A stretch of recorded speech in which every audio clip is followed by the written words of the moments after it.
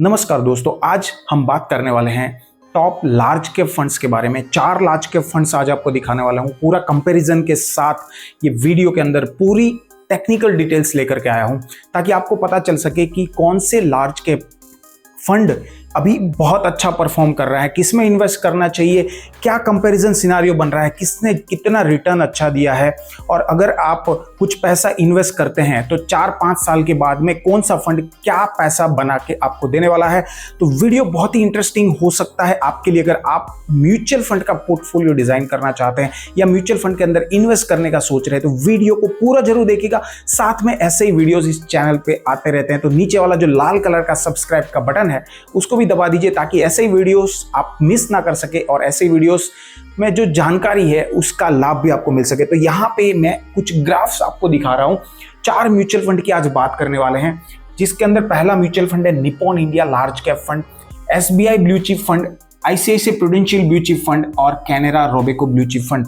ये 4 ऐसे mutual fund है जो टॉप 4 कैटेगरी के अंदर आते हैं। लार्ज कैप कैटेगरी के अंदर टॉप 4 म्यूचुअल फंड है जो अच्छा रिटर्न भी दे रहे हैं, साथ साथ में अच्छे से परफॉर्म भी कर रहे हैं, रिस्क को भी अच्छे से मैनेज कर रहे हैं। तो यहाँ पे मैंने कुछ ग्राफ्स दिखाए हैं। अगर आप इसमें देखेंगे, अगर आपने मान लीजिए 5 साल पहले 10,000 रुपए इन्वेस्ट किए होते ये चारों फंड के अंदर में, तो यहां पे आप सिनारियो देख सकते हैं कि सबसे अच्छा परफॉर्म कर रहा है येलो कलर यानी कि Canara Robeco mutual fund. Canara Robeco आपको बना के देता 10,000 का 22,248 रुपए, यानी कि जो रिटर्न मिलता आपको 122% का रिटर्न मिलता।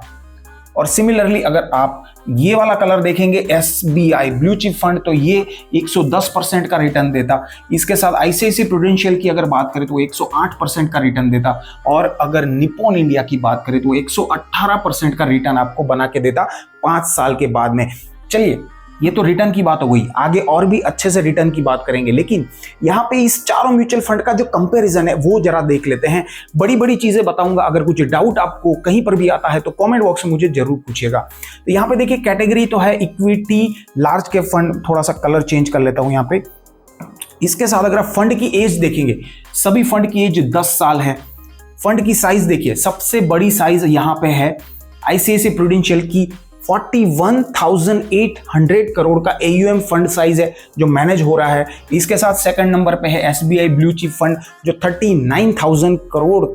39,000 से ज्यादा करोड़ का AUM यहाँ पे ये जो SBI म्यूचुअल फंड है, ब्लू चिप फंड है लार्ज कैप कैटेगरी में, वो यहाँ पे हैंडल कर रहा है। थर्ड नंबर पे है निप्पॉन इंडिया 16,000 करोड़ और कैनरा रोबेको के पास है ऑलमोस्ट 10,000 करोड़। तो इससे भी एक आइडिया लग सकता है कि कौन सा म्यूचुअल फंड ज्यादा पॉपुलर है। यहाँ पे ICICI प्रूडेंशियल और SBI blue chip fund investor के बीच में ज्यादा पॉपुलर, इसके लिए यहाँ पे इन्वेस्टमेंट बहुत ही ज्यादा आ रहा है। मिनिमम इन्वेस्टमेंट की बात करें तो निप्पॉन इंडिया और ICICI के अंदर आप SIP 100 रुपए से चालू कर सकते हैं और लमसम भी आप 100 रुपए से चालू कर सकते हैं। तो ऐसे मेरे भाई जो छोटी अमाउंट से चालू करना चाहते हैं, म्यूचुअल फंड के अंदर इन्वेस्टमेंट चालू करना चाहते हैं, ऐसे मेरे भाई लोग आप ऐसे जो बड़े अच्छे म्यूचुअल फंड है वहां पे से आप चालू कर सकते हैं अपनी SIP। और अगर आप SBI ब्लू चिप की बात करें तो 500 रुपए की SIP और 5,000 से लमसम। और कैनरा रोबेको के अंदर SIP 1,000 रुपए है मिनिमम और लमसम है 5,000 रुपए। एक्सपेंस रेशियो यहाँ पे आप देखिए, सबसे बड़ा एक्सपेंस रेशियो है ICICI प्रूडेंशियल का 1%। इसके बाद है SBI और निप्पॉन इंडिया, ये दोनों का 0.87% है और कैनरा रोबेको का है 0.45%। तो यहाँ पे एक्सपेंस रेशियो क्या मैटर करता है? एक्सपेंस रेशियो से आप ये पता कर सकते हैं कि ये फंड को, ये जो म्यूचुअल फंड है उसको चलाने के लिए कितना पैसा या कितना एक्सपेंसिस चाहिए। ये एक्सपेंसिस यहाँ पे आपके डायरेक्टली कट जाते हैं। मान लीजिए कि आपका पूरा साल का जो रिटर्न है, आपने 1 लाख रुपए डाला और उसका रिटर्न जो मिला 12% मिला मान लीजिए, तो 12% में से ये भाई साहब 1% सीधा डिडक्ट कर लेगा। आपका 12% में से 1% अपने एक्सपेंसेस के लिए डिडक्ट करेगा, बट ये करेगा 0.45% ओनली।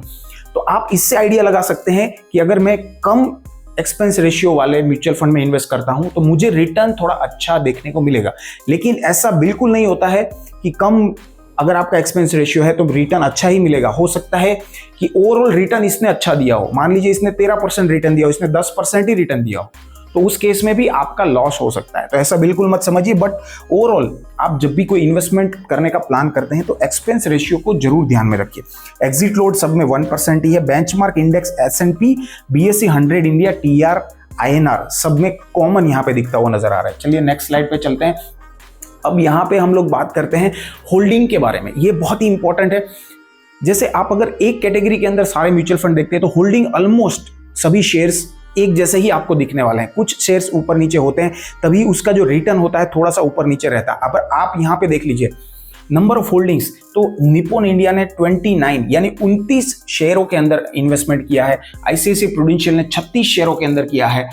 एसबीआई ने 24 शेयरों के अंदर और कैनरा रोबेको में 24 शेयरों के अंदर। तो आप यहाँ पे अगर पोर्टफोलियो देखेंगे ये सारे म्यूचुअल फंड का, तो ऑलमोस्ट 25 से लेके 35 तक का पोर्टफोलियो है। मतलब 25 से 35 शेयर्स हर एक म्यूचुअल फंड की कैटेगरी में है। और अगर आप शेयर्स की देखेंगे टॉप 5 होल्डिंग्स, टॉप 5 शेयर्स भी आपको यहाँ पे दिखाए हैं, जिसमें आपको कॉमन कुछ शेयर दिखते हुए नजर आएंगे। जैसे ये एचडीएफसी बैंक, यहाँ पे एचडीएफसी बैंक है, यहाँ पे एचडीएफसी बैंक है, यहाँ पे एचडीएफसी बैंक है।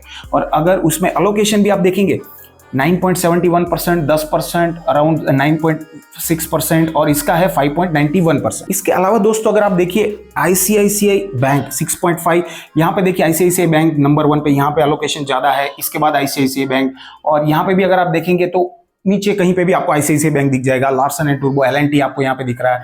यहाँ पे हालांकि नहीं है, यहाँ पे एलएनटी है, यहाँ पे एलएनटी है। तो अगर आप देखेंगे ना तो ये जो अलोकेशन है ये ऑलमोस्ट सभी कंपनी के अंदर पैसा तो लगा हुआ ही रहता है, बट अलोकेशन थोड़ा कम ज्यादा होता रहता है। इसकी वजह से सबका रिटर्न भी ऊपर नीचे रहता है। बट कंपनीज ऑलमोस्ट आपको हर जगह पे सेम कॉमन दिखती हुई नजर आती है। जो टॉप 10 टॉप 15 कंपनीज होती है वहीं पे लार्ज कैप के अंदर इन्वेस्टमेंट होता है, क्योंकि यहाँ पे आपके पास ज्यादा कंपनीज नहीं रहती है चूज करने के लिए। वहीं आप अगर स्मॉल कैप कंपनीज में जाते हैं, यानी स्मॉल कैप फंड्स में जाते हैं, तो बहुत सारी कंपनीज में आपके पास अपॉर्चुनिटी रहती है, तो वहां पे रिटर्न जो है वो ज्यादा फ्लक्चुएट होता है। चलिए नेक्स्ट नजर डालते हैं कि इसकी जो कैटेगरीज है, सेक्टर्स है, कितने सेक्टर्स है। तो यहाँ पे आप देखेंगे 10 से 12 सेक्टर्स सभी के अंदर में है।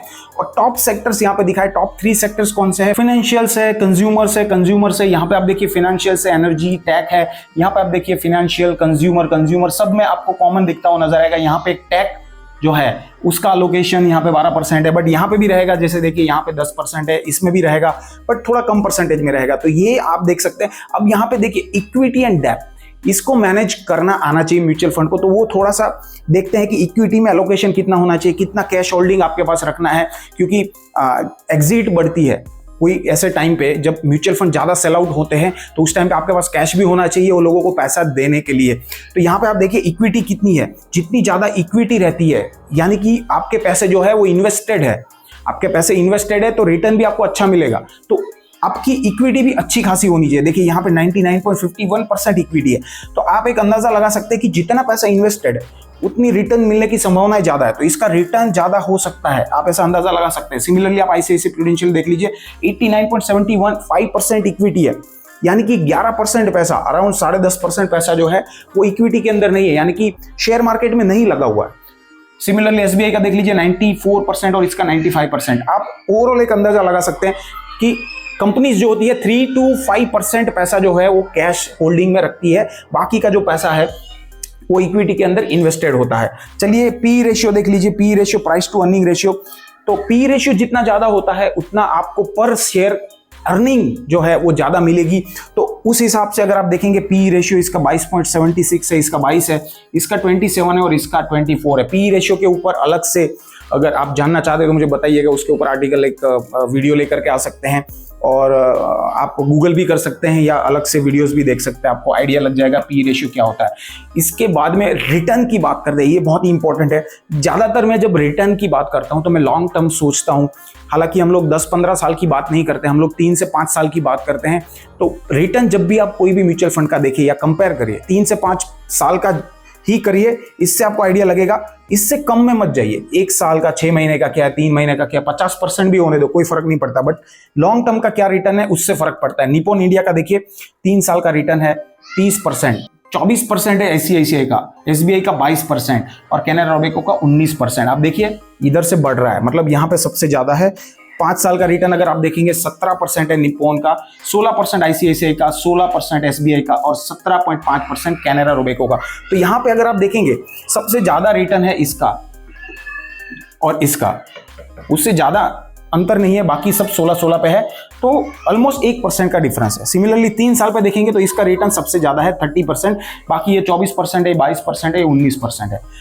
5 साल में इसका रिटर्न इतना ज्यादा क्यों है? लार्ज कैप का रिटर्न जनरली 10 से 12% होता है, उससे ज्यादा नहीं होता है। बट ये जो 5 साल है, ये 5 साल में इसने कोविड का फेज देखा है, और कोविड का फेज ऐसा था जब मार्केट बहुत 30-35% गिरा था और वापस बाउंस बैक हुआ था। इसकी वजह से यहाँ पे रिटर्न आपको ज्यादा देखने को मिलता है। अब आपको एक थंब रूल बताता हूं कि ये रिटर्न किसका ज्यादा आएगा, वो कैसे पता चलता है। ये रेशियोज जो है इससे आइडेंटिफाई हो जाता है कि कौन से म्यूचुअल फंड में कितना दम है। मैं आपको हर बार बता दूं, अगर आप मेरे पुराने व्यूअर्स है या पुराने सब्सक्राइबर है, तो मेरे पुराने जो वीडियोस आप अगर देखते होंगे म्यूचुअल फंड कंपैरिजन वाले या म्यूचुअल फंड के एनालिसिस वाले, तो मैं आपको बताता था अल्फा जो है ये सबसे इंपॉर्टेंट है। अल्फा जिसका ज्यादा है वो सबसे अच्छा कैपेसिटी रखता है ज्यादा रिटर्न बनाने की, ज्यादा पैसे बनाने की। यहाँ पे अल्फा देखिए 6.85 सबसे ज्यादा है निप्पॉन के। तो अगर आप इसका रिटर्न देखेंगे 3 साल में है 30% और 5 साल के अंदर है कुछ 18%, जो सबसे ज्यादा है। सिमिलरली दूसरे नंबर पर आप अगर यहाँ पे देखेंगे है ICICI प्रूडेंशियल, इसका भी रिटर्न काफी अच्छा 22% और समथिंग 16% समथिंग है।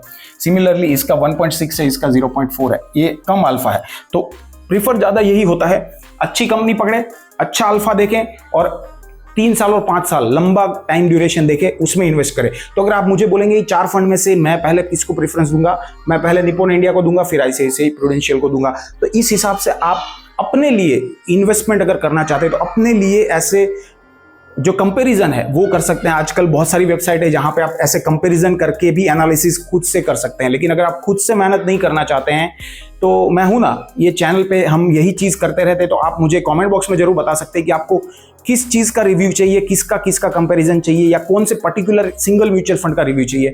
मैं आपको वो सारी चीज ये चैनल पे लाके दे दूंगा। इसके लिए आपको सिंपल करना पड़ेगा, नीचे वाला लाल बटन कलर का जो बटन है उसको सब्सक्राइब करना पड़ेगा और एक कमेंट करना पड़ेगा साथ में। वीडियो पसंद आएगा तो लाइक कर देना। ऐसे ही नए वीडियोस के लिए इस चैनल पे मैं बनाता रहता हूं। मिलते हैं एक नए वीडियो में, एक मजेदार वीडियो में, एक नॉलेजफुल वीडियो में। तब तक stay invested, good bye and जय